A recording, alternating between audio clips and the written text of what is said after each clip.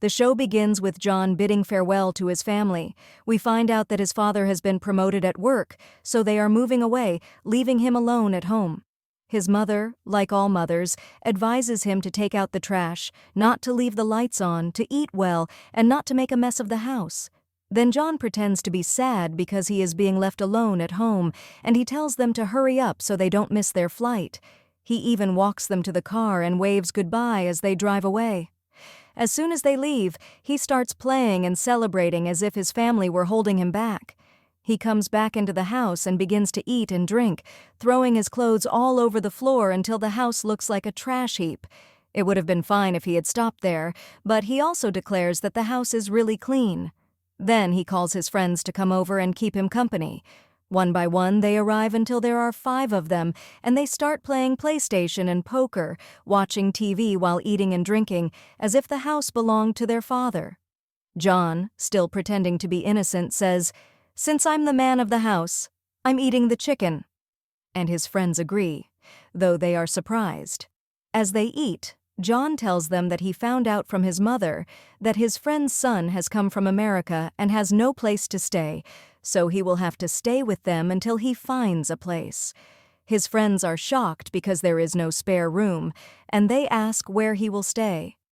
John, being democratic, says, "It's not my problem. Since I own the house, I get the only room," which leads to a fight because everyone wants their own room. John then says, "Stop it. Isn't it enough that I don't charge you rent, you hooligans?" Then their friend Yong comes out of the room and asks what all the fuss is about, telling them to keep their voices down so he can sleep. But the fight continues with them pulling each other's hair until, unexpectedly, the doorbell rings. They think it's the new guy who is supposed to move in, but when they open the door, they find a neighbor asking if someone is lost. They close the door on him and return to the house, forgetting what they were fighting about. John says, "Now that we're full, let's eat again." He must mean these are real friends, and they start talking about the guy who is supposed to come. John says his mother told him his name is Alex, and he's Korean but born and raised in America. They agree that he should share a room with someone who has a similar personality, but only John has his number. When they check his WhatsApp, they see pictures of a cat and are very disappointed, but then they see many photos of him with girls, and John says, "No problem, he can stay with me." But his friend says, "My room is bigger, so he should stay with me."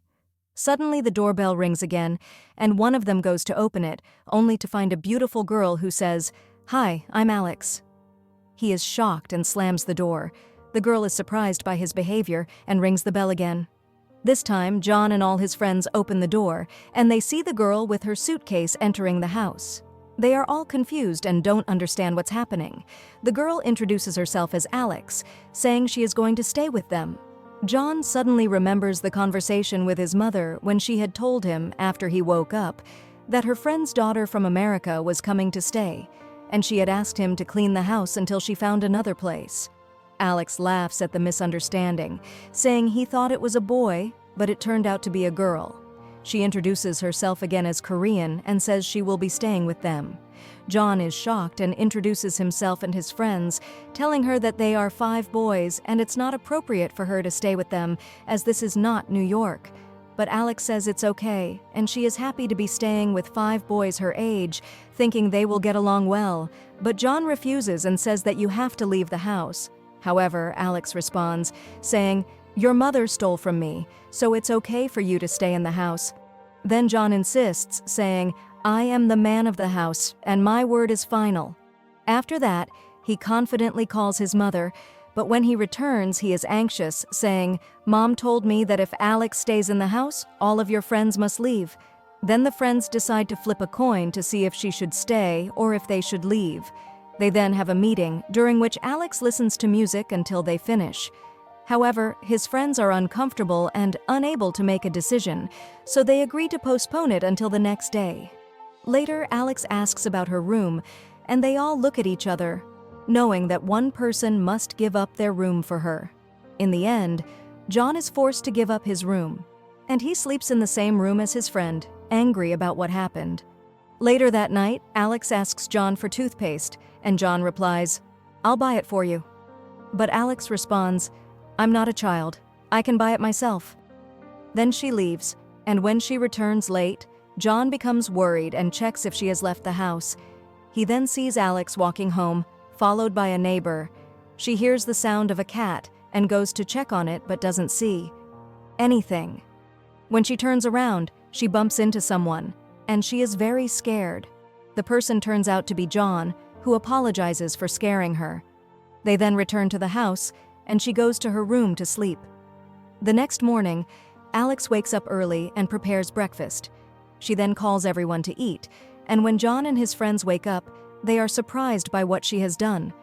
They eat the food happily and agree to let her stay in the house. Later, John starts moving his belongings out of his room, and Alex begins organizing her things and making the bed. John is surprised by the shoes she has. That night, they have dinner together, talking about their experiences. Alex asks them what they have studied, and each of them shares what they have learned. One studied cinema, another arts. Alex seems very happy with their friendship and shares that she is studying mechanical engineering. John and his friends are surprised because it's a difficult major for girls, but one of them, named Yong, who also studies the same major, gets upset and leaves. We then see Alex adapting to Korean food, especially with spicy pepper. She later leaves to get some water but accidentally drinks ginger juice from a bottle, causing her to spit it on Yong's face. John laughs and Alex tries to apologize, saying that she brushed her teeth, but Yong doesn't respond and instead gives her water to drink. The next morning, when Alex wakes up, she finds the house in a mess. John is asleep on the couch, food is spilled on the floor, the bathroom is dirty, the whole house smells, and the laundry is full of dirty clothes. She feels nauseous. That night, she tries to sleep in her room, but the noise from the others disturbs her. When she comes out, she sees them playing PlayStation and says, "It's a crime to make noise at this hour, it's not good." But John replies, "It's only 3 a.m. The night hasn't even started."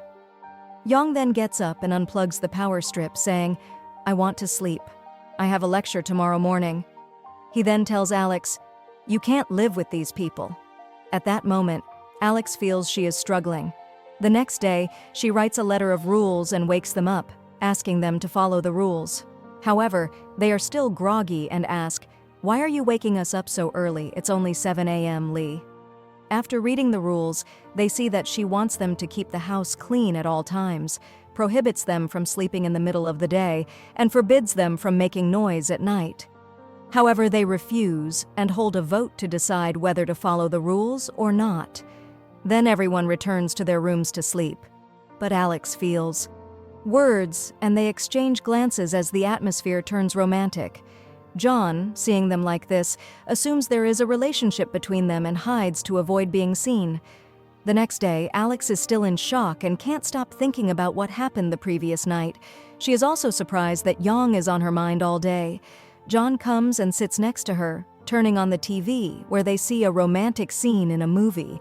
He tells her, "There's nothing wrong with love," but Alex becomes anxious, thinking he is talking about her, and leaves.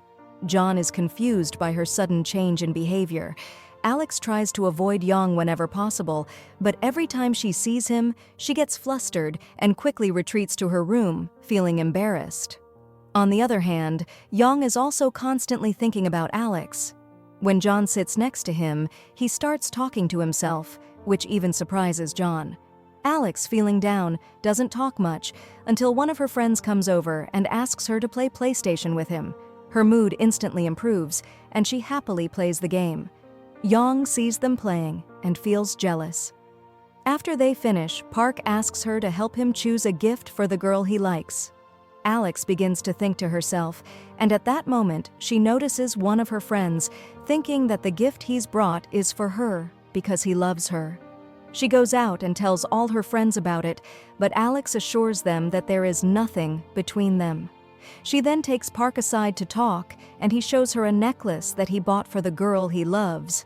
Alex tells him that she doesn't love him, but he explains that he loves a girl from the university, not her. He also tells her that he knows she loves Yong, and then he leaves. Alex is shocked by his words and loudly denies that she loves Yong, just as Yong overhears, but he doesn't say anything. He tells her to come inside and not to stand outside alone. Alex feels embarrassed and tries to explain herself, but he goes inside and leaves her. The next morning, when Alex wakes up, she finds a necklace on the nightstand along with a small note, but the note falls without her noticing. She then recalls Park saying he would bring the necklace as a thank you gift. When she steps out, she sees Park looking tense, and he tells her that he's on his way to give the gift to the girl he loves and to confess his feelings. Then he leaves. Alex asks the others to help clean the house. At first, they refuse, but eventually she convinces everyone to clean their rooms. Alex is in the kitchen trying to put some things on a shelf but can't reach it. Yong comes over to help, but Alex insists she can reach it because she's tall. She tries again but still can't reach, and Yong laughs at how she's acting. He then helps her clean up. Later, Alex goes to her room to tidy up, and she finds the necklace and tries to put it on. Yong helps her fasten the necklace, but as he does, he sees it and gets jealous. He tries to create some distance between them by pretending to clean the house. While cleaning, he accidentally places the note under the bed without noticing. After they finish cleaning, they sit in the living room, tired. Alex says she wishes she could go on a date like Park. One of their friends gets a call, and he answers it nervously. He finds out that he won the arts competition he applied for, and he rushes out to share the good news with his friends. But then Park arrives, looking upset, and tells them that he was rejected.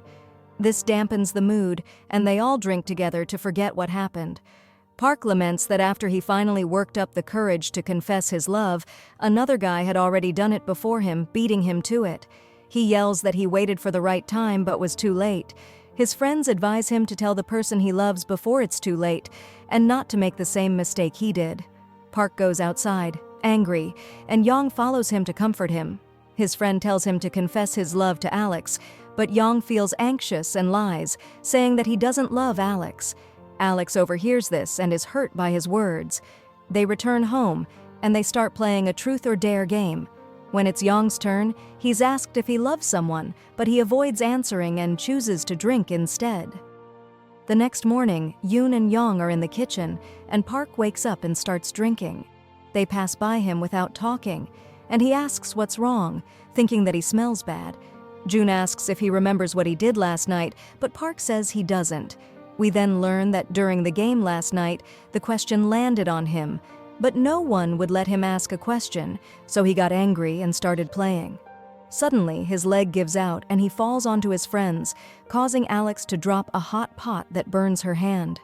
We see that her hand is now bandaged, and Park approaches her to apologize, saying he didn't mean it.